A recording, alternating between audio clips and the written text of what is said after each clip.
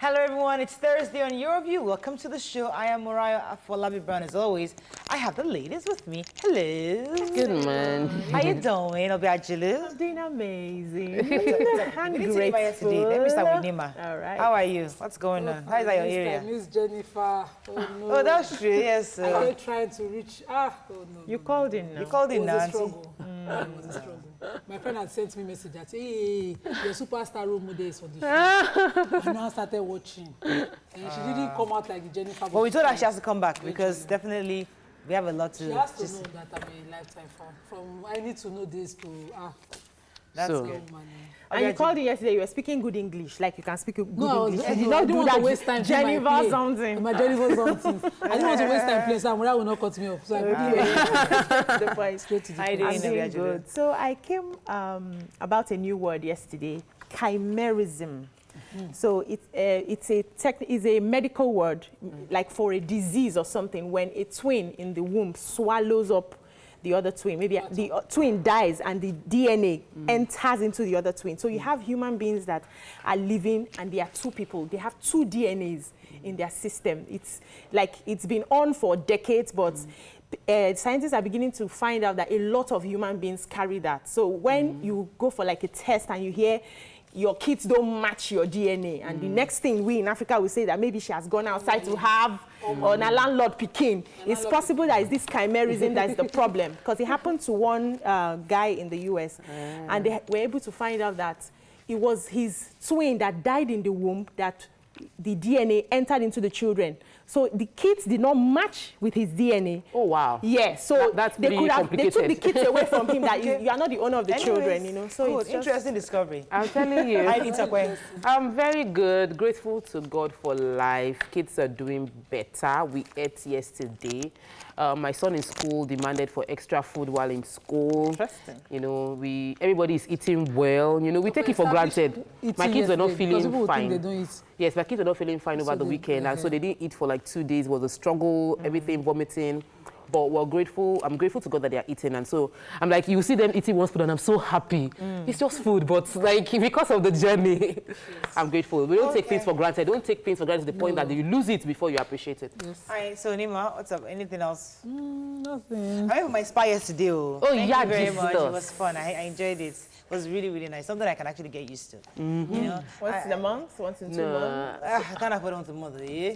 Where's that budget coming from? It's actually I'll very cheap in my area. Oh, really? Yes. And the same quality? It's not the same quality. I don't understand. Come on, It's the same quality. I don't understand. No. It's cheap in my area. I've done spa. This one is different. This Yeah. one. So what I felt that I was going to do was to plan quarterly, just like, you know, you save for that once in the quarter, you'd pamper yourself, like reward yourself for all the hard work you're doing. So I think it is I'm something gonna you do should. it. Maybe quarterly or every 2 months or something. I'll try it. I'll try it. When they honestly. scrub you, you're seeing things leaving your skin. Have My you? skin was so do you dirty. Dead skin. Jeez. How do you feel? It feels really nice. In fact, when you bath now, it feels different. Yeah. Even you Because the one in my area, I did pedicure, manicure. My nails, I have polish. I got polish. The one in my area is It's really good. nice. I will go for that one. And that's nice. All right, it's Thursday. We're gisting all the way. When we come back, we'll go through the front pages of the newspaper. Stay with us. We'll be right back.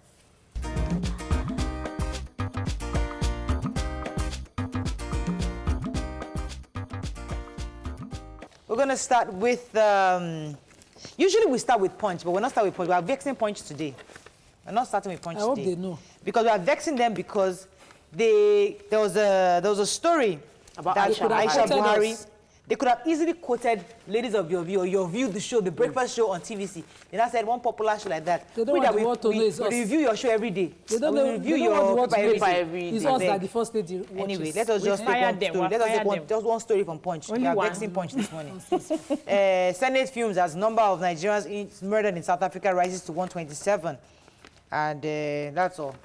We're happy about Bafana. Jesus. Why are you like that? Let's move on to the nation. Where's the nation, Jari? How can you quote Aisha You Buhari did without establish it mentioning well, us? yeah. Say a breakfast So Aisha Buhari spoke up concerning the rape case against Biodu Fatoyinbo After watching? in 2 tweets, and this happened after watching our show. quoted So our video. Punch took the story, saying that Aisha Buhari is speaking against rape, asking everybody to speak up, but did not mention the show that Aisha Buhari quoted. That's our grievance. That Punch should have mentioned where they got the story from, which is from Aisha Buhari's quoting us. Aisha Buhari watched your view, cut out our video, tweeted our video, and put 3 hashtags under our video. All Punch needed to do was say the show. The video and the background is at the back of the video. That's all. And Punch, that we have given so much, 6 years of our newspaper review, did not give us anything back. That's all. Moving on to the nation. Mohammed Fashola Onu set to retain actually cabinet seats. Buhari hails Super Eagles as team zooms into semi-final. Yay! Koza team will unravel hidden issues. NJC to Buhari confirm Mohammed as CJN. Clark Oshoba clash over restructuring. Okay. Let's quickly take go ahead. So the NJC interviewed the 2 most senior judges of the Supreme Court and recommended that the present acting CGN be appointed because, of course, following the order of seniority that we do at the bar. That's basically what. Well, we must celebrate the Nigerian Super Eagles. Yes. I watched the match yesterday and it was fun. I was screaming. I wasn't watching in the beginning. I just said, go. I'm like, for Nigerians to shout. Everybody shouting like this. I think Nigeria is playing. So now when I noticed that Nigeria was actually playing, I'm so happy. Congratulations to the boys. Somebody was saying that yesterday we didn't remember who was Igbo, who was Yoruba, who was Fulani, who was Hezbollah. We are now just Nigeria. Nigeria won. And I think that's how it should be. And it's so unfortunate that, when times like this happen, we find a way to come back together. But then, once after the match goes back, we now remember, you are Yoruba. You are from Edo, Abi. Imagine, very sad. So quickly, let's pick one more story. Yes, so the secretary to the Christian Association of Nigeria is saying that they are going to do proper investigations into the Koza alleged rape issue, that we should apply logic because rape is difficult to prove. And he's not saying this because he's trying to take sides. He's a lawyer himself, but that we should not just allow sentiments to get into enough of all these. And that we shouldn't, because some artists bashed the church, Redeemed Christian Center, for not coming out to speak up. So they are saying that we shouldn't do that, that he's under the CAN and the other, I think, PFN as well. So they have handled it. He doesn't need to come out to say anything. The law enforcement agencies should treat everybody without any affiliation and do the proper investigations that we need them to do. Move on to Vanguard. Nigeria's public debt now 24.9 trillion naira, says DMO. Displaced Zamfara miners flooding Ijesha land. Owai Obokun cries out. Governors to cry continuous payment of subsidy by NNPC. Rivers PDP to party elders. Don't push us too far. Shiites, Senate wants culprits arrested. Killings, Senate wants South Africa, says enough is enough. AFCON, Nigeria flogs South Africa 2-1, zooms into semi-finals. Buhari endorses El-Rufai's report on restructuring, says Oshoba. This South Africa issue, the Senate was saying that, it was after the death of the murder of the deputy Director General of the Nigerian Institute of Insurance, I believe. She was Elizabeth, I can't remember her surname. I'm trying to get the name. I wrote it down. Yeah. Elizabeth, I think it's Ogu or something. Check the name for me. Anyways, unfortunately, they found that she was strangled. Yes. And then there was a murder case, and now the Senate is saying they'll have to investigate, and enough is enough of these killings of Nigerians in South Africa. They didn't release the video clips of because there's CCTV camera in all hotel room, that they were asking that if the mother confirmed that it was strangulation, that means somebody went into that room. Is it that you don't have the cameras and all of that to find the information? But I believe it's a decision from country to country, and so it should be handled by, who is our foreign minister again? We don't have one right now. That's the one I was trying. That's Ndubisi Chukwu. Elizabeth Ndubisi Chukwu. Yes. So the Senate is saying that they won't take this debt lightly anymore. They've tampered, because when South Africans come to our country, their businesses thrive here. So we should find a way to have mutual respect for each other, and they are not going to take it anymore. This is 127 death now already in 3 years in South Africa of Nigerians. So it's a serious issue. Daily Sun, ministerial list ready. Senate President puts lawmakers on notice, urges quick confirmation. Article 1, as Nigeria's debt rises to 24.9 trillion. Edo Assembly, Oshomole, lawmakers accused of impeachment plot. Don't push us too far, Rivers PDP wants party leaders. NJC recommends Justice Mohammed as substantive CJN. And governors kick against oil subsidy. Says continuous payment not sustainable. Yes, I took that story. Sanusi has been saying that since how many years ago? No, so the head of the Governors Forum, Governor Fayemi, visited the new GMD of NNPC, Mele Kyari, and was addressing him that it's costing us a lot and too much to continue to pay subsidy. We should start to look into it properly to diversify or remove the subsidy entirely. I agree with him. I wonder why he's promising us 2023 for a proper refinery operations. I remember that we had the former minister say the same thing. So 2023, of course, their tenure will be running out. So it's like they are just playing games. The Senate has promised ministerial list. Yes, promised us that by the end of the week, hopefully, the ministerial list will be ready. They're about to go on a recess. And so they've said that if the... But it's looking like it's the same people. Submitted. Yes. No. The president submitted a list for 15 special advisors. Okay, that's a different one. But they are saying that they already have their schedule and they know that they are about to go on recess, which is going to last a while. They don't bring it now. The list is like the same people. There's nothing new about the list, right? We've not seen it. We've not seen it, right? But the list, according to the Nation said that about 12 of them are coming back. Wow. So, and I don't know. Let's wait for the list to come out before we start. Nigerian debt is rising, and it is really it might be political if I'm quoting Atiku's statement that this is enough to cripple the country, but it's been rising consistently. And the Lagos Chamber of Commerce and Industry is saying that Nigeria needs to find alternative means to fund its budget or cut its budget rather than just continuing to borrow for every year. So, because, of course, our budget every year, according to the Vice President, more than a quarter of it goes into debt servicing and repayment of... It's not sustainable. It's not sustainable anymore. Do we have time for something quick? Yeah, go ahead. Yes, the Pomo story that we didn't take. In the story. Yes, 3 factories. We didn't talk about that. Was it in Punch? Yes. Yeah. 3 factories. Let's just do Punch for the let me read Punch. Let's just read Punch. All right. Let's just read Punch because they have a lot of stories. The Punch. Senate fumes as number of Nigerians murdered in South Africa rises to 127. We talked about that. NAFDAC shuts 3 more factories in Lagos. Wow. Fatou Imbu, Aisha Buhari kicks as Abiara calls for caution. Scores injured as Abiodun Akinlade supporters clash at tribunal. Suicide, NAFDAC bans sale of sniper and others in open markets. APC under pressure to reverse indirect primaries in Kogi. Shiites becoming insurgents like Boko Haram says. Reps, Senate seeks more security. Okay, let's talk about the Pomo story. Go ahead. So 3 factories have been shut down by NAFDAC around, you say, Alimosho local government area. That's our Ijedodo area. And the residents have been complaining to them that the stench that comes out of that factory is terrible. They can't even use their boreholes, no good water. They use pure water to bathe in that area. And the people running the factory bring the hides. They actually import the Pomo. In fact, I'm not going to buy Pomo again. It was so painful to know that. I didn't know they import Pomo. I felt it's from our abattoir that we get Pomo. So they import it and clean it, wash it outside the environment, messing up. And they also use this thing they use to preserve dead bodies in the morgue to preserve that Pomo. Like the one in my fridge today, say if I'm going to throw it out. So the challenge is that Nigeria has a market for consuming Pomo and Nigeria has cows. So there is a gap.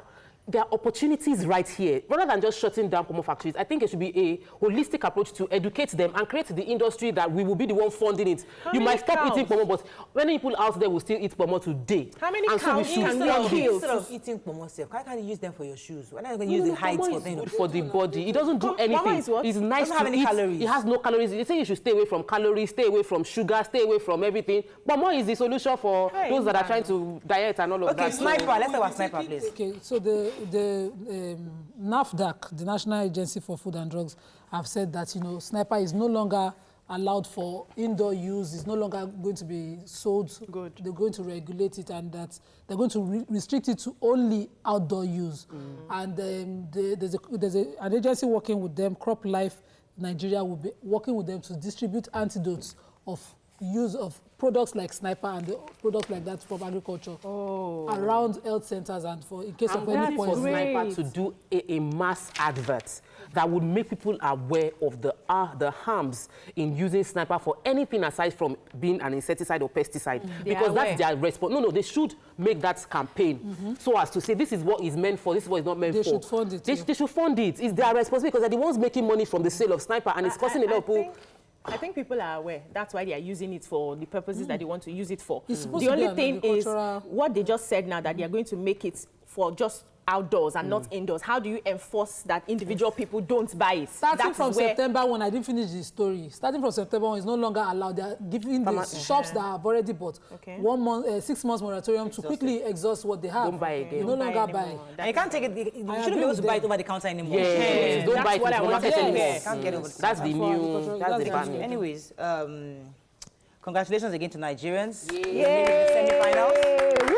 I think we're playing on Sunday. I'm not sure. I'll forget the information, but it's exciting to know. We need some good news in this country. And this is good news. This is good news. The boys are making us proud, and we are really, really happy about that. Good job. Good job. I say South Africans came Doesn't out matter. on They leave those ones. We're celebrating They ourselves. felt terrible. Why will it be Nigeria that will beat them? See, the way And our people football. said, give them answers like, you people have good lights. Don't worry, this is okay. Behavior. Wait, I need to hear one piece at a time. What are you saying? Let me hear. So they came after us. They were upset. Why would they have to lose to Nigerians? Right. And Nigerians came after them, telling them that, okay, you people have good economy. We don't have that. We warn you. You guys have good water system. You have lights. Your power is stable. We don't have that. We warn you. You have more we should be infrastructure. consoled. You'll be consoled with that. But in this one, no, this is our space. All right. That's all we can take on Front Page Review. When we come back, it's Thursday. We're gisting all the way. Stay with us. We'll be right back.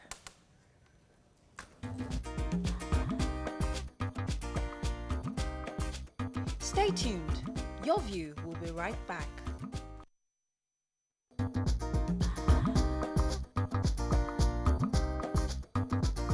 Welcome back to Your View.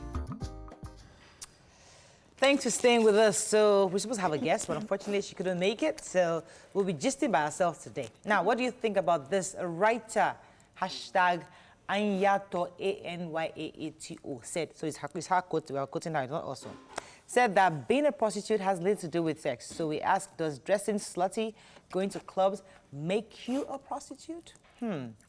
Join the conversation 0708066814. You can also tweet to us at TVC Connect. Please hashtag your VTVC so we can read your tweet. We're saying this because a lot of people judge others. You know, you see a young lady or a woman dressed in a certain way, and you automatically assume that this one, not them. You know, not them. That's how they are. They dress certain ways. Either they are trying to attract the opposite sex, even though they are married, or they are just slutty. Now, what's the right approach? Do you think it's right for a responsible married woman, responsible married woman, to still dress like one auntie in the university? The question. Responsible. I set you up. Okay, so I went to Mariah's house a few weeks back, and I recollect Mariah's mother-in-law looking at me and looking at me and looking at me, and she could not help herself. What did she say, Mariah? Hey, auntie, CC. So She kept saying it over and over till top left. So I realized that there's a thin line in terms of exposure. Let me tell you what Tokwe wore. Tokwe wore a really short dress. I mean, I'm talking long legs. just below the butt. Mariah, that's not true. That's not true. Okay, It wasn't that short. Okay, wasn't that short. You Between, even know what that shot We know the kind of shot. was in between, Sha. I was And I short, Sha. wore what I on wore that? your pop socks. I wore underneath. pop socks. Yeah. Okay. So based on our culture and environment, we have a very high perception of what good dressing is and what bad dressing is. And when you're cultured, when you're well brought up, you're taught that how you dress is how you will be addressed. Well said. So we're always told, dress appropriately, dress nicely, dress maturely, and dress decently. Now, decent is relative depending on where you're coming from. Thank you. Now, in Nigeria, decent is your cover and all of that. But there was something, while I was growing up, I was always covered, well-dressed, all of that in the perception of Nigeria. But in my inside heart, You were uncovered. I wanted to know. I wanted to dress, You wanted to be free. I wanted to wear anything I wanted to. And so I told myself that live within these rules till you are married. Within the comfort of your wedding ring, wear anything. So you will never see me without my wedding ring, because once you just say, I do like this, guy, I'm married, or babe, I'm married, or whatever it is, because I feel like I can, in this comfort of being Mrs. Mark Odige, I am allowed to be everything I want to be. But as a single girl, I would have been judged excessively, and we live in a very judgmental society without critically analyzing the individual and what they are going through. I'm one person that I totally disagree with this popular statement that says dress the way you want to be addressed. I have my personal reservations on that statement. However, if you dress in a slutty way, and slutty, as it can be relative, you have your alter neck, spaghetti alter neck, and you're really, really bumptious, and you're going down the street, or you're going to the supermarket. Now, depends on which society you live in. In our own culture, people can see that and just automatically judge a woman. A prostitute. Maybe somebody's girlfriend or somebody's prostitute. Prostitute, you know. But she could be somebody's wife, and he's comfortable. Yeah. I have a brother who actually likes his wife dressing very, very... In fact, when they were about to get married, my mother kept looking at this, because the way she dress, she wear color, this color, that, everything be color. My mother would just be looking at my mother, then she was the fiancé. My mother would just be staring like, is this a wife? Maybe in my mind, I was thinking maybe they will break it up or something. The marriage is sweet and strong. And you know, it was just like, we just saw that that's just who she is. So we could have judged that lady, would have been wrong judgment. I missed out on a good People person. are done interpreting it in all the nice ways. I'm not done. Let's hear you. Come to you. Nima, go ahead. I was waiting for you to. If people are done interpreting it in all the nice ways, you dress how you want to be addressed. So if you're a married woman and you dress slutty and someone hits on you. Define slutty, please. Someone hits on you, we'll start to have the debate on, is my dressing why you hit on me? You don't have a right to me, blah, blah, blah, blah. We should actually dress how we want to be addressed. So the conversation, the tweet also extended the definition of prostitution in our claims. You should be, as a good girl, you shouldn't be seen in certain places. You shouldn't be dressing in certain ways. You should dress like a good girl who has value and knows the true meaning of decency. Okay, now. Decency is that, you know, your thigh length above your knee is not exposed. Oh, yes, that's decency. That's your in dressing, yes. Okay. Yes, go everywhere. If you went to secondary school, they defined it for you in secondary school. You were not allowed to wear decency is where your private part is not showing. No, it's when your legs are actually not decent when you show them. Wow. It's his fashion that made us flaunt it. Because in secondary school those days, they usually make us wear socks all the way up knee and skirts all the way below knee. Nima. So if decency had a definition here, never changed. Let me catch you here. In Igbo land, our traditional attire, our chest is bare. Stomach is bare. The maidens back. Maidens. Oh, no, hold on. The maidens back in the day, the stomach is bare, the chest is bare. You show off what you are endowed with in order to attract suitors, okay?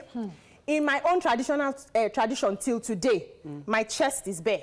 When I tie my white cloth. White cloth is all the way. It depends on how you want to tie it. If you want to tie it long, you can tie it long. If you want to tie it short, you can tie it short. But my chest is bare. No, you know we are talking about covering up. That's how I'm going to our culture. So let's not hide under the cover of religion. It's the Igbo people that brought this nakedness. We used to be naked as Africans. We're never naked. Nah lie, yo. Nah lie. If you go to let me give you facts. Let me give you facts right back now. Hold on now. There were some states in Africa that they found that they were still naked till today. So what are you saying? I'm feeling you. Give me your own facts. So Africans were civilized before the white people came. We had our own fabrics being made. In the Benin custom, when we wear our velvet, yes, chest open, but your beaded cap, and the women were carrying themselves in a certain class. Chest open. They carried themselves in a certain class of respect, and that's how they are. That wrapper that you're talking about, we also wear it in our place. I know. Amedo. I know. That's your wrapper. I know. And it's never below the knee, above the knee. Does it cover the hand? It's a full-length wrapper, and they tie it double wrapper. Okay. So don't tell me this sense has changed. But your chest is open. Which chest? When we finally put cloth on it, it was blouse. This is fashion that decided to redefine what blouse was when I was growing up. It was puffy arms, everything. Okay, fine. I get. So we've established both sides. But what I'm trying to explain, get us to talk about now is why do we judge people who are dressed in a certain way as slutty or prostitutes? So a young woman who is married and her husband is comfortable in the way she is, likes his wife looking sexy, and suddenly she goes out, you hit on her, and you then treat her in a slutty way. No, you just say you're mistaken. I didn't know. Yes, and you could innocently be mistaken. Oh, sorry, I didn't know you were married. Yeah. Yes, it's based on, seriously, does it not happen? Nima. People just do it, and seriously, they will innocently, I never knew you were married. So, It's the way you carried yourself. This is what I'm against. And I am very against it. It's that a lady is dressed and goes into the marketplace, and we see it happen many times, and people would harass her and pull her. Some people would tear a girl naked because they feel that what she wore, and it has happened before. There was video that, what did you wear before? Let's look naked. You want to be naked, Abby? Let us help you get naked. That, for me, there is no basis. Anyhow somebody dresses, leave her alone or him alone. They have a right to their body. If the society has decided to create a dress code, which we have in some countries. If you go to Dubai, if you go to Saudi Arabia, there is a dress code across the country. Even France says you can cover this like this. So if they've defined a dress code for the society, conform. But where there's no dress code, let the freedom of each person be respected, and nobody should be abused for how they dress. Thank you. I wanted to quickly define prostitution. The practice or occupation of engaging in sexual activity with someone for payment. So I have a problem when you say because somebody goes to club, the person has become a prostitute. Or because someone decides to wear short things, the person has become a prostitute. I still bring it back to hypocrisy. Because most of those people that stay out there and judge, they like it. They engage in. They have family members who engage in it, but then they come out and judge somebody else.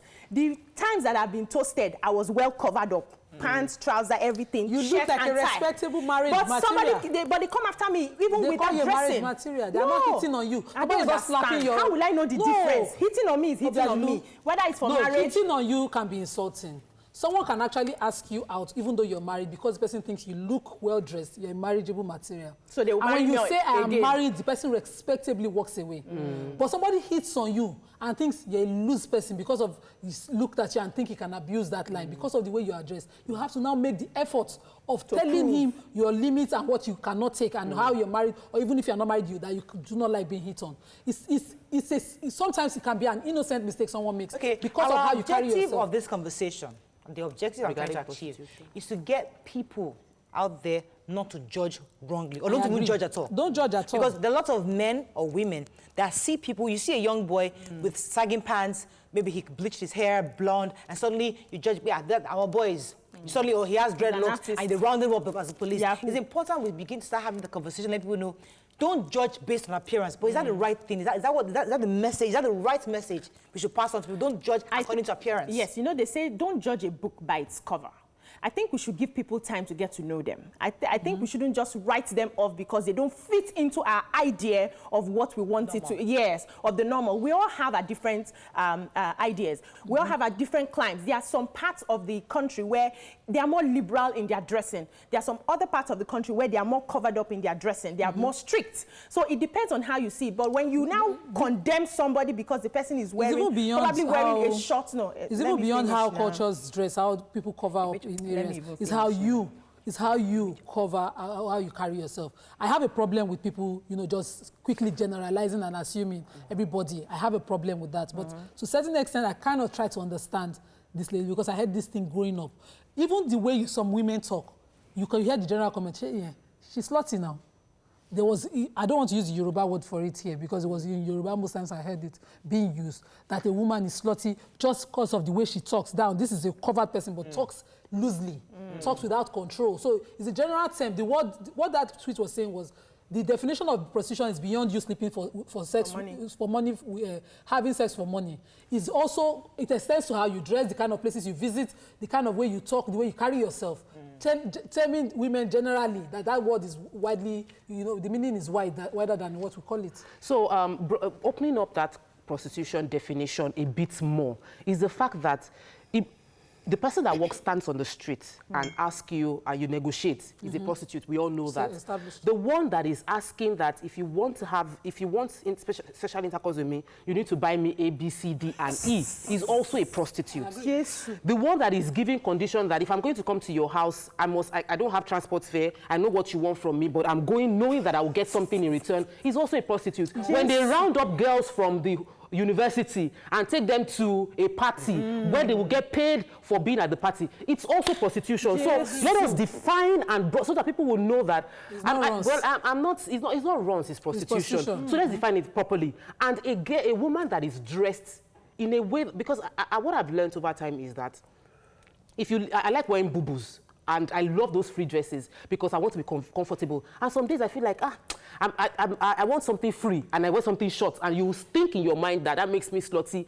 You lose out on the opportunities that can come from engaging me first. Yes. That's the point. That's why I said I don't like that issue of judging what by its cover. A book by its cover. No. Judging by how I dress. Yes. A book Don't address you how you address. So I've said it many times how I met Murayo, and she was in a temporary office. And the office looked like she was a receptionist. So if I had walked into the place and talked like I'm talking to a receptionist, I would have lost the opportunity that I have today. Anywhere, you might meet anybody anywhere, dressed anyhow. People have met their husbands in a club.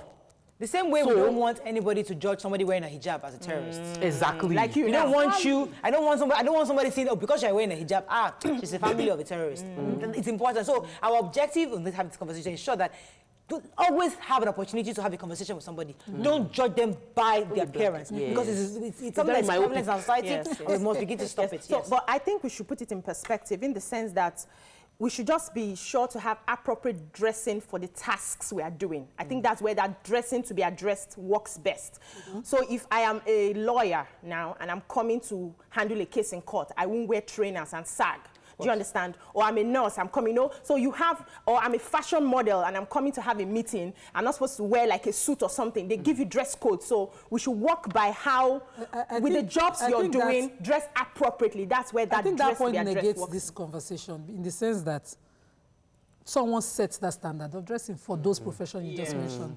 It's not that, somebody, a set of people agreed that that is the standard, not an individual's feeling on how he wants to be dressed or how he should be addressed. You're right. I think that still negates it. If a person feels like dressing, opening up, and I feel like covering up, I think he should be respected across board.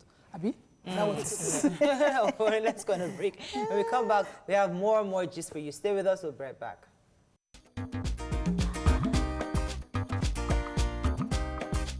Stay tuned. Your View will be right back.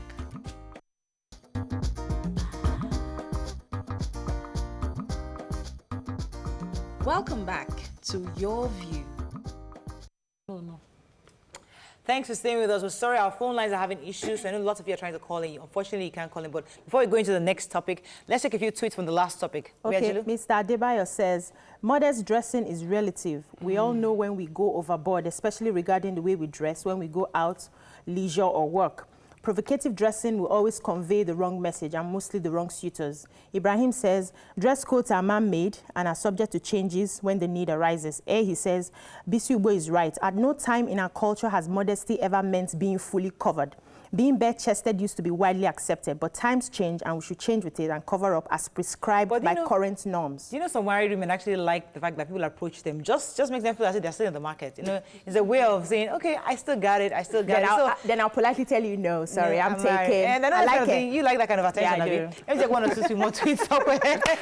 They will come after me. Right. Mashallah says, so there was a girl that dresses almost naked down my street. When she got married, the husband came with more gifts to the father because she was a virgin. You see? So don't judge people by their dressing. No way. Ibrahim says, it will be easier if we define the standards around which this discussion is based. I would suggest using both cultural and religious guidelines to start with. Okay, let's move on to the next topic. So this touching story trending online about how keeping a grudge, especially in marriage, can be a killer.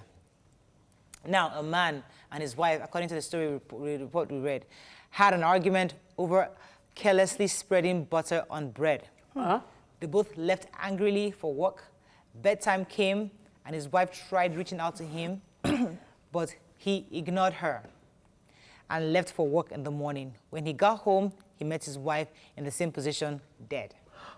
So we ask, how long should you keep a grudge?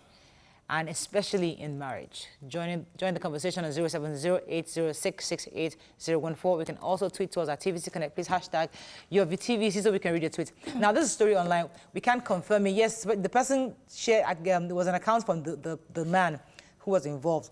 However, regardless of how the story went, it's important that we bring up the issue of keeping grudges, especially in marriage. What's the best, or how do you manage a grudge such that it doesn't lead to death, especially in this situation? According to the story, I think she was asthmatic and she was actually trying to get his attention at night. But because they were not in spoken terms, he abandoned, he left her and just moved on. Unfortunately, he came back and the poor lady was already dead. Now, that happens. But I know we've discussed anger issues in marriages. What do you do? How do you ensure that, yes, you are angry? Because when some of us, when we are angry, at that moment, we're not thinking. Just want to be left alone. We are just angry. So how long do you keep a grudge, or how long should you keep a grudge? For me, you shouldn't keep a grudge. Like, easier said than done, sweetheart.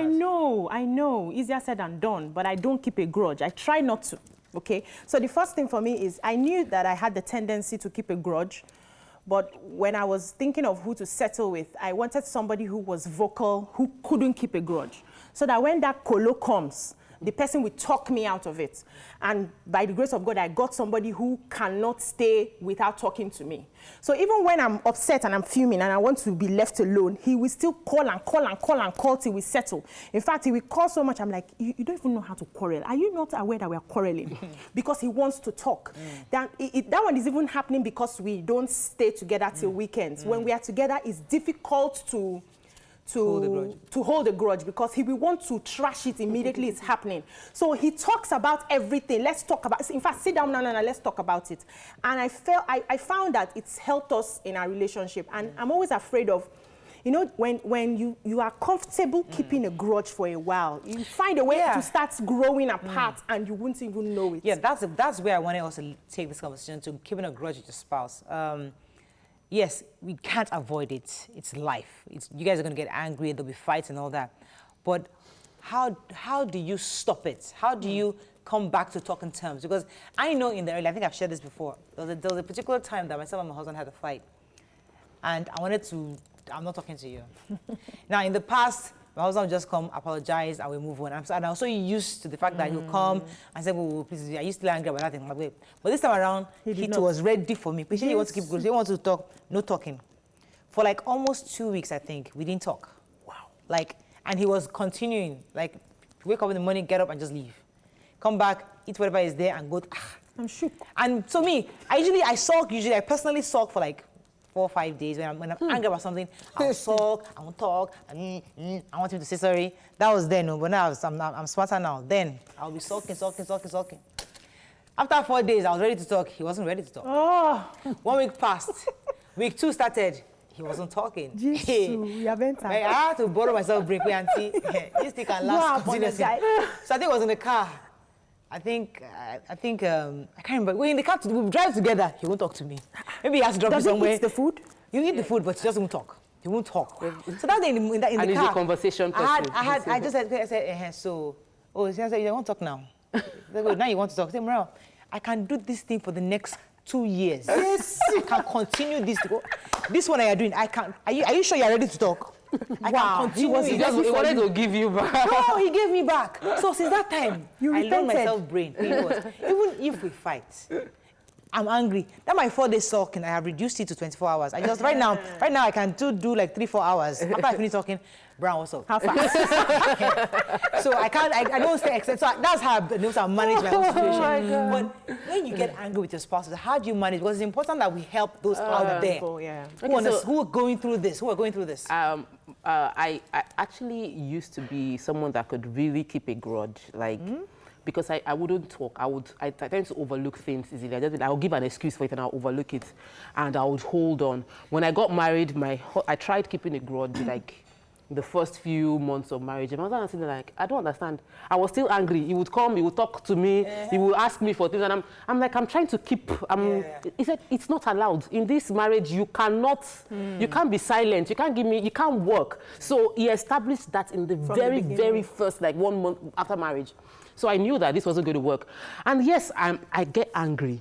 and he would do things that would offend me. But I realized after like 4 or 5 years that the person you are vexing with is happy. I'm telling you. He's enjoying himself. You'll be vexing and be boiling. It's better for your peace of mind so that you will live long and enjoy the fruit of your labor. For you to choose to forgive. So what I do, practical terms, when I'm angry with my husband, is I let him know, because sometimes he doesn't even know what he did got me angry. I'm very angry with you. I've chosen to forgive you, but I want to let you know what you did wrong. So I let him understand why I'm angry, and I help him understand what he could have done better. But I let him know up front that I have forgiven you. So it's not like I'm saying it out of him, but because I know when I talk, my words can be strong.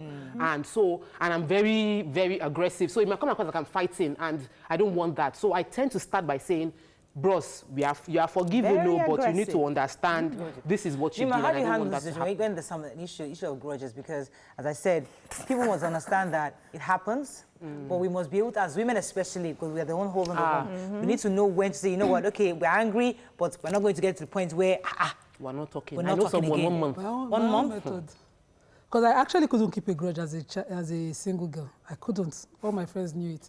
I didn't know how to. So I have this don't look mentality. You do something and I'll let it pass. You won't even know you did something. And then maybe once in a conversation, I'll say, that's how the other day. Like, auntie. Yes, now, but I couldn't have stopped talking to you because of it. So in my marriage as well, when I just got married, I tried this grudge thing. I moved out of the room. Well, guys say, come back here. It's not allowed here. And we have a grudge, you still sleep in the same room. You can grudge all you like, but it's an opportunity, like Tokwe said, for him to be touching and talking to you. So the grudge, you cannot even sustain it. So I continued my sit-down look mentality. And then maybe in a few years, I'll just say, that's our last year. You did something like I'm just looking at you. Do you give dates when you say that last year? Sometimes I can remember dates too. Yes. We know Nima. Are you talking? You don't know Nima. And you'll be like, auntie, I'll be like, hey, because I didn't know how to address you now. I couldn't be caught shouting with you and raising voices now. So I just let it slide, but it didn't actually slide. He just went into record that, don't worry. He went into record. So we archived I can't look a person in the face in time of need and actually hold on a grudge. So my husband knows this thing. It's that time that I want to be angry, that he will be sick, he'll be vomiting, he wants your attention. He'll be asking for food, he'll be saying, and he doesn't use his drugs, and he'll be saying, where are my clothes? I didn't stop at the dry cleaners because I'm the one that does the rows. I just continue, the conversation just has to happen. I really cannot keep my head straight. I just remembered something, I think it was a couple of days ago. I think me and Brown had this small fight. It was just a small juggler, those tiny fights. And he came to the room. I'm hungry. I'm hungry. Just turning to the wall. I'm hungry. You said it again. I'm hungry. I acted, I like it. I'm very hungry. He said it like 4 or 5 times hungry. I didn't even look up. He now went downstairs, came back upstairs. You didn't permission. Because I'm angry, because I was angry with him, I didn't say a word. See, that's the difference. Later on, I can't remember what happened. He now said, you didn't even care when we started talking back. I was telling you, I said, what are you telling me? You didn't tell me you're hungry. You went to work. You didn't tell me. I will even get you the food. You would have finished eating, and then I'll be going. Usually my daughter can read me, like, mommy, is it that thing that I will shut up your mouth? And then the father will say, your mother started using you, Abi. Okay, you should come and say what is on your mind before somebody will give me dates. So me, I will quickly get you food, water. You are done. In fact, I usually don't remember to clear the place, but it's that time we are fighting that I take the place. So I don't want to have a conversation. It's so unfortunate that our phone lines are not working. People would have come in. People would have called in, but how do we deal with cases where, because sometimes you might sound like it's nice for you to overlook some things, and if I used to preach overlook, but what we don't realize is when you overlook too much, your resentment is building, and your reaction the day it comes out to be volatile, and it tends to cause disaster. When you're like, but what did I just do? It's not what you just did, it's what you have been doing. And it happened to me. So I learned that I don't let it build, because I'll just say, that's what it does. But when you let it build over time, the day you burst, people will be wondering, why are you overreacting? So we should measure don't so the fight, the one we talked about today, it wasn't about the bread spreading, butter spreading on the bread. There's probably more to that. Yes, but you let it It's been building, yes. You know, what you just said now, I have a very close relative who, because she doesn't know how to talk immediately, like Nima just said, or handle it immediately, she lets it build. And then when there's a quarrel now, the husband now does a little thing. She's angry 20 years back. So the man is wondering, is it not this small thing I just did? The man is in the present. The woman has gone 20 years back. So when we are judging the case, we didn't know what was happening for a long time. One day I had to call my husband. I said, come, these people, I think they are judging the case from two different angles. One is in the future, one is in the past, and one is in the present, you know. So but my antidote to that building it is find a way to release it. Even if you're somebody who doesn't know how to talk, at least now you married the man, you should be able to find a way. Or you could type it. I remember you said Mariah was saying, write a letter. You know, find a way to make sure that the issue, because the scriptures. That's what I did. Yes. The scripture says when I'm angry, you're right. Things my husband had done to me that I didn't know how to, because I'm not very good at articulating things, because I stumble on my words. Okay. So I sit down and I write a long text. He will read it, digest it, think about it. Can even take 24 hours. They will now, okay, these things you said, we'll now address it one at a time. Yes. So thank God for WhatsApp. You can actually exert your anger in that WhatsApp, send it to him, and then, because when you do that, you feel better. In fact, you feel lighter. You've expressed yourself. It happened to me. Thanks for bringing that angle up. This is why I don't like driving with company. Because me, I cannot write. When I taught me writing, we try, it didn't work. So I'll call when I'm driving. And when I call, I'll just start. Because there's a line in my house. We use it for our children. I'm not happy with you. Okay. So when you start with, I'm not happy with you, he takes it seriously. But my husband can frustrate me sometimes. He will say, don't be happy. That means I'm not ready to have this conversation. And we cannot be like that for 2 days, 2 weeks safe. Wow. So when you get to that long time and I'm tired of waiting to talk, you just start and the time when I needed to rant and lose all the anger has gone, I'll just sit down, look. So I can be in that position of Obiajulo of 20 years ago, and I'll treat everything with wariness, like suspicion that, are you going to do this thing again and abuse me a second time? Maybe this time I'm just having fun. And I'm going back there. I'm still at that point where don't try this thing again. That's interesting, because even me, like, there are other issues that I have. And what I do, as it happens, I write it down. In fact, if you go to my phone, there's certain place I keep certain information. When something happens that gets to me, and I'm not ready to address it with my spouse yet. I'm not ready. It's not time to address it. That time will come, just like you said. At that moment, I write it down. So I don't forget the details of what happened. And I keep it. When that day comes, we'll bring up the file. I remember what Priest always said. Please. Yes, a question. Yes. What if you've been trying to address this particular issue and the person is not changing? Or he's not even willing to listen. Not listening to can you. Be frustrating. You've talked about one particular thing for years, and then you're not getting that. So what do you do? Because what I do in that case is I just swallow it, then you just start seeing action. I'm an action person. You just be seeing action. And you're wondering, why is this action? So the day you now finally want to listen, I'll not tell you, because I've been taught, I hate to nag. That's the thing. So to avoid that nagging, I've told you one thing for 5 years, and you're not even trying to change. Okay. I just keep it. Get me a few told my husband that, see, everybody is not perfect, because what you're dealing with me, we've been in my life for 20 years before we met. So you cannot expect it to change overnight. I say, enter prayer mode.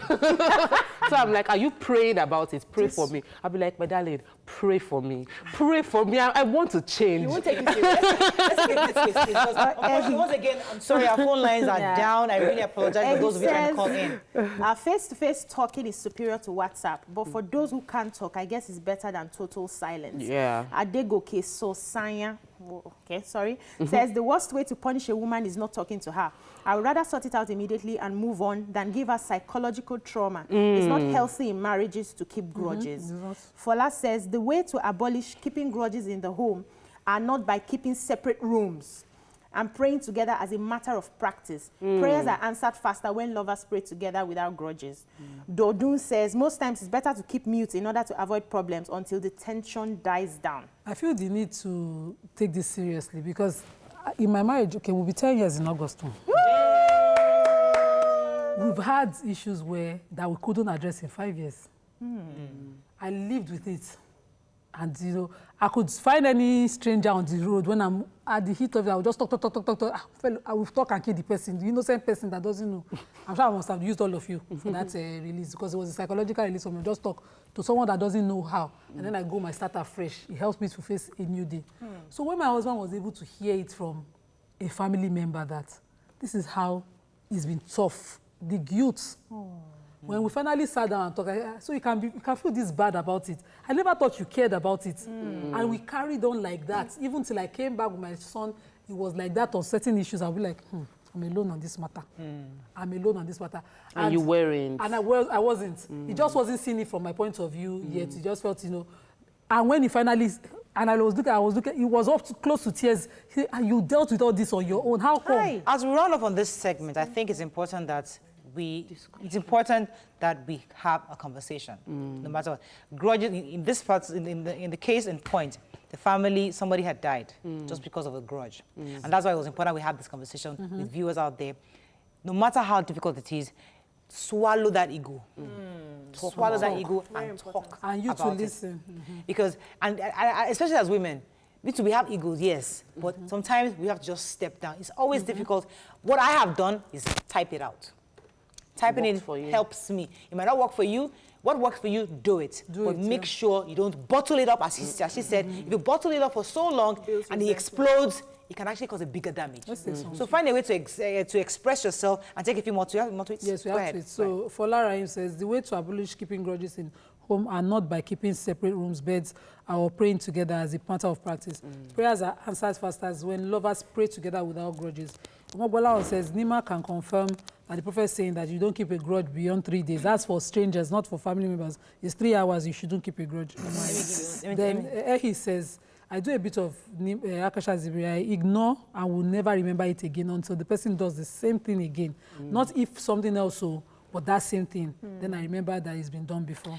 We don't have separate rooms. So let me tell you this. We don't have separate rooms. We have one room. But the time where the babies were small, so my husband would go to the guest room. Now, my grandma is there. Hallelujah. So we're angry. We like it or not. Let's say before, when we used to be angry, he'll go to the guest room to go and just stay. There's no more guest room. We stay there. We stay here. So we'll deal with it. We'll deal with the matter. You see what separate room good. does? It helps. Me, I love to cuddle my children. Nima, please don't go there. I don't agree with you on that one. Don't come there. These children know how to suit you. They take it away. Children are in their room. I gave them room since. Children are in their room since. My husband. My mother-in-law. My mother-in-law is welcome to me. My mother-in-law is welcome to be in my house for the next 10 years. Stay in the guest room.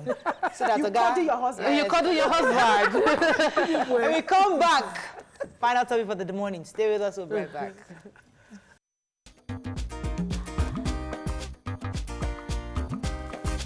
Stay tuned. Your View will be right back.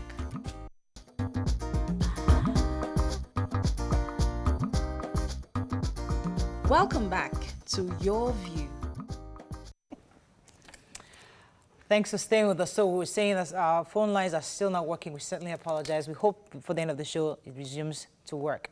The widely circulated video of the Senate panel investigating the senator representing Adamawa North at the National Assembly has generated social media debates as Nigerians engage one another on social media again. Some were saying that Senator Remi Tinubu, who was the only female on the panel, was rude. Others are saying that Senator Elisha was actually the one that was rude and not remorseful. What are your thoughts again on this? You can call us hopefully on 070-8066-8014. You can also tweet to us at TVC Connect. Please hashtag YourViewTVC so we can read your tweets. It's all over social media, and Your View, we have to do issues or matters that are trending. We all saw that video, and I think we talked about it yesterday. And what we read in the papers was that when the distinguished Senator Abu came in, he was actually supposed to take an oath, which he rejected. He refused to take an oath, saying that the case is in court and to be sub judice. And also he requested for the journalists to be excused from that meeting. And the response we saw from Senator Remi Tinubu was that you are in no place to make demands because you're on that side of the table. And the back and forth happened, and suddenly everybody's saying, oh, she was rude, or no, he was rude, because he kept pointing the finger at her saying, you cannot threaten me with suspension. So in your own view, what do you make of that video, Vinima? Okay, quickly. I was once a speaker of Parliament in school, and I was the first female speaker. It sounded strange to my parliamentary members to see a woman on the chair. And of course, the course I read, there was seniority at the bar. I had a senior parliamentarian, first-time parliamentarian in this kind of situation. There's a way you address, even in court as a lawyer now, there's a way we address the bench. It doesn't mean that the bench is we call them my lord. You come with the most humble, show humility in your sentences. These are equals, Nemo. They're equals, but one person is on one side. He's facing a panel now. He's not going to give the panels the rule. The panel will set out its rule and how it should be guided. Okay. Now, as a Senate member, you fall under the Senate rules. The Senate have a separate right. This is separate from a court to review you. It's just like a medical doctor coming before the disciplinary committee of a medical team. It doesn't matter whether the case with which is brought forward is before a court, maybe for murder or something. The medical guild can decide on its own without having the court having concluded to either withdraw the person's license, investigate on their own, which is what the Senate is doing. So you don't come before the Senate. That's the way I see it. I felt that you provoked the female senator enough for her to talk too strongly. She had to. She was struggling to establish her stand. No, she had to establish her stand. So some people might call that rudely, but I call it blunt. That's been assertive. God bless you. Okay, she had to be very assertive. So, but there was one of the responses that people said that we saw online was that she made a statement saying, do you want us to protect you or defend you? Now, a lot of people had issues with that statement, saying that if he is indeed guilty, are you suggesting that the Senate will protect and defend him regardless of his guilt hanging there? And then there was another point that he was not remorseful. And he's saying, I can't be remorseful because he has apologized because he felt that, yes, he was a senator. But the case is in court. He's still innocent until proven guilty. So, remorse. Was fake. We knew that the cry was crocodile tears. He was trying to act. He was not a good actor. He cannot make it in Hollywood or Hollywood. I asked you guys a question a few days ago. Yes. Did you see his face in the video? No, but he didn't deny it. He has apologized. I understand. I could apologize for a lot of things. Yeah. Madam Lawyer, did you see his face in the video? I did not see his face. Go ahead with your own point. I didn't see any form of remorse. I did not see your personal I did not see his face in the video of the slapping. So the point I'm trying to make is that the lawyer can actually prove otherwise. The slapping, no, I didn't see his face. Exactly. Okay, that's true. Okay, we'll see. But go ahead. I have, with that, do you want us to defend you or you want us to protect you? I have my own conspiracy theory when I saw that video. What I saw was the press was there for a reason. The senators wanted to make it look like they were really doing something about him. He's a part of them. They had the intention of protecting him. And so Senator Remy kept saying, put off the mic and don't put yourself in more trouble. Put off the mic. But this is the person who I saw a woman trying to, like, you know the way you want to protect your child from outside, but then you are coming up with this look like, I'm going to chastise you. Women, we do it a lot with our children. I'm going to chastise you. So let people see us and see that I'm chastising you. But in my mind, this is a protection. Put off the mic. You're putting yourself in more trouble. Put off the mic. So what I saw was, for me, it was a charade. Okay, well, eventually, according to the report, they asked the journalists to leave because according to what Senator Tinubu was saying, that they actually had plans to let the journalists leave. That you have no idea what our rules are going to be. But go ahead. So concerning the should we protect you or should we defend you, what I feel is that whether we like it or not, he's a senator. To us, he's an embarrassment. To them, he's a colleague who has fallen short. So I don't expect that they will just throw him out. I feel that they should deal with him, help him understand what is done wrong and the responsibilities that come with his position. There should be punishment, but it shouldn't be just discarded like that. So there should be protection and chastisement all together. I don't think it was a charade. I feel it was the right thing. However, I feel that there is also a sense of, it's not what I call culture or tradition. In the Senate, there are first-timers, there are second-timers, and they have opportunities that come with the fact that you have been there 4 times or 3 times. He was a first-timer. I feel that from what he said, he obviously did not even know the standing rules. He has not read it to understand how he should behave or comport himself, both in the chambers and outside. So there's a failure on many grounds, and he's obviously an extremely rude person. Now, when she said, do you know we can suspend you? A lot of people felt that was rude. Wait, is it not a colleague? That's a fact now. She's telling him the possible conclusion of the panel. Now, I wanted to explain, do you want us to protect you or not? Defend. Now, this is a panel and they will reach a resolution. That resolution will be communicated to the House. It could favor you. this is a place where they do a lot of lobbying. How would it favor you if the video says it's you? No. It could favor you. It could be lenient. That's what it means. They will protect their lawmakers. He's not saying you'll be absorbed. Okay. It could be lenient. The recommendations could be, yes, he's falling short, but the panel finds him remorseful. Right. And the conclusion could also be, the panel do not find him remorseful. He's falling short, but he seems not remorseful. He needs to learn harder. Right. So it could be lenient. That's what they're saying to you. We could be on your side. We could actually calm down. The guy don't go calm down. No, this guy, he's somebody that's obviously cooking borrow. Then she said something. It's unconscionable. She said something else. Said that I am another woman here. So it's Because he made it seem that way. So because he was actually pointing fingers, like You see? you cannot threaten me. And we've seen what that hand can do before. We saw what the hand did in the video. See, I believe my personal opinion, I'm stating it here so that they will not quote me, my personal opinion. I don't see him as someone that respects women. If he was another guy who was saying that to him, he wouldn't have warned. This one has been bullied. He wouldn't have warned her the way he was doing. Do you understand? So I believe it's someone that feels, because I'm a man, I'm superior to you. So why would you be telling me you can suspend me? Culture, yes. Well, our men culturally respect women. I think it's just a chauvinist. I think that's what I think. It's a patriarchal society. What do you expect? Our culture Not all doesn't men are like generally. that. Not all men are like that. You're right. Not all Since men. Senator Abu is unaware, even as a first-time senator, of what the possible conclusions are, let me give him an history. When the former Senate President, and Dino Melaye's car issue happened on the waivers, Senator Ndume reported a legitimate newspaper report to the House and said the House should exercise its powers and investigate. Did you know they set him up, investigate, and suspended him? Yeah. I don't know whether this man does not know that they can suspend him for actually slapping somebody inside video that he has admitted to with an apology. I don't know. You come there, you sit there, arrogant, beyond reprimand.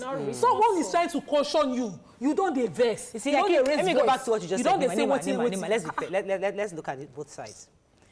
It hasn't been proven in court, indeed, that this man committed this crime. Yes, he apologized, but a lawyer can actually tweak what the apology was for. There are ways you can find a way to ensure that he's not punished for a crime that he committed, but lawyers have a way around this thing. So what he's trying to tell the panel, this case is in court. You don't tell panel. So that's the thing. Yeah. You don't tell panel that a disciplinary panel was meant to investigate you. You now come. Yes. You come into a disciplinary panel with instructions and conditions. So wait, listen. If you come with humility, it means that you accept where you are. Listen, hear my point. Okay. If you come with that humility, you are accepting that you are not accepting. If you come with that assertion that listen, my lawyers have told me in the house, I can get away from this. So I'm coming with a boldness, a new boldness. You cannot come and tell me that is me in the video. You can still be a thief and be rude. Morayo, yes, go ahead. when you come with humility before a panel, you're submitting to the authority of that panel. panel. You're not admitting anything. As you are coming in, you sometimes they make us take bow. To your colleagues. No. Yes, your colleagues. On the other side. These people can fry you now. You come in, humility. You state your case humbly. Even if you know there are loopholes in your case, when they come with those loopholes, you quickly find a way to address it. That's why some people find spokesperson, they find lawyers to go and help them. Because they know they cannot control themselves. We need more PR people. Go ahead. Okay, so Lydia says, truth be told, Senator Abo has an element of undiluted rudeness in his DNA.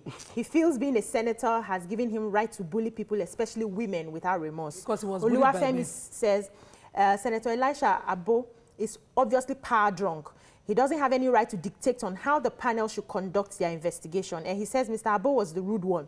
The exasperation of Mrs. Tinubu and her colleagues were understandable. Mrs. Tinubu's protecting statement was wrong. What she said about age was an aside statement that shouldn't have been caught by the mic.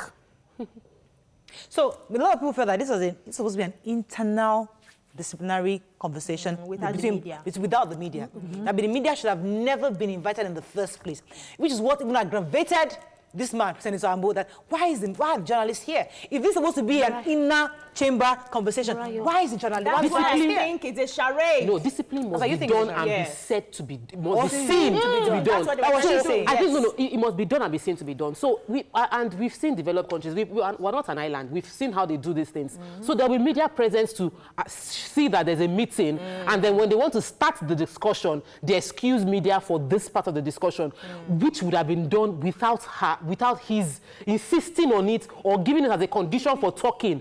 So I feel that on many grounds this is wrong, and I'm going to continue to hold the Senate responsible for everything that comes out from each member, their actions in and out of the chamber. This already was a media trial. This thing broke in the media. So everybody was already waiting for what they were going to do. So they cannot have said you do a committee meeting without media being aware or even planning to capture what is going on. You can't, okay, I can come before the Senate committee and say, may I humbly ask that you protect me? I do not want this publicized. This, you humbly. So they will say, no, you say, for certain reasons, because, you know, I have had a serious media trial already. You can continue to emphasize the dangers and the benefits for you. Till the people, they will consider what you're saying. Right. Not be saying you will come there. Tell them, I cannot testify the court. I do not want media there. Is it you that wrote the rules? Is it your rule? Omar Bolahon says it's only those who didn't know the beginning of the issue that blame Senator Remi Tinubu. There are Senate rules. Senator Elisha shouldn't have given them conditions. Tinubu wasn't insulting but assertive. Elisha wasn't showing restitution. And because this is a patriarchal society, so no matter how Senator Tinubu said it, they will still attack her. There's no way. Is that not your husband? Exactly. So no matter how we say it, that woman will still... We really need more women in the Senate. Because she's a woman. We really need more women in the Senate. Represent us. We should have more company. Somebody did a write-up yesterday, said women should empower each other, have more company. So I have a company and I employ more women than men, just to balance us. I have to just apologize that our phone lines weren't working today. I really apologize. I know lots of people would have loved to make comments on the topics today. But thank you, ladies. Do you have any more tweets you want to take before we run off? Okay, go ahead. Go ahead. Adioya Debola says, I feel Senator Remi was trying to be a bully. For God's sakes, they are colleagues. What does she mean by protecting? Protecting from assault charges? Mo and always Mo says, Remi Tinubu was within her rights as a member of the panel to tell him to turn off his mic because it wasn't time for him to have his minutes. When a panel of senators are investigating another senator, he is answerable to them, not vice versa. He's a joke. I've been in panels, even within TVC, of disciplinary action. They have been invited to certain panels to colleagues or even people maybe slightly lower than I am. And we've been in panels with them when there are issues. So it's very normal for you to be called on the panel for a disciplinary issue, and it's within the rules of the legislature in this case. Unfortunately, that's all we can take on the show today. Once again, I apologize for the phone lines. We'll see you tomorrow. Bye-bye.